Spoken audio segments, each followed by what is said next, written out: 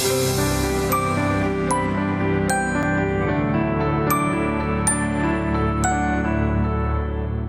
a lot of times what happens is when we speak negatively to our partners, we don't realize that we're actually closing their spirits, right? And so I can speak a word that affects you and walk away and not be bothered, but a day later I come back and you're still affected. I'm like, well, what's wrong with you? Well, it's the words that you spoke.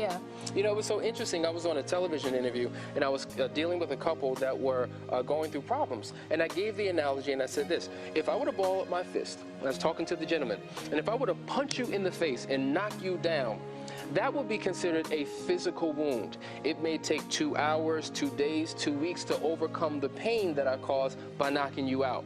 But if I verbally communicate something, right, that is stinging and painful, though you don't see the wound, it creates an emotional wound. And sometimes it could take 2 months to 2 years to get over it. So a lot of times, you know, if there were crimes for speaking negative words, there would be a whole lot of people in jail. Oh my God, absolutely. And it's something that we're used to doing because we've seen it. We see it on TV, we see it in our homes, we see it with our friends. We don't realize the power of our word. The Bible tells us that our words have power. When we send a word out there, it goes out there and turns into things. So you can't think that you can spew all these curses and hate to your spouse, to your children. A lot of people have never had that understanding because they've experienced hatred come to them so often that they think there's nothing wrong with cussing out their children or calling them outside their name and things like that. And so this is something that is a critical issue within relationships that we need to turn around. I think you just hit it right on the head. You know, a lot of times we come from households where we're constantly called names. We're called out of our name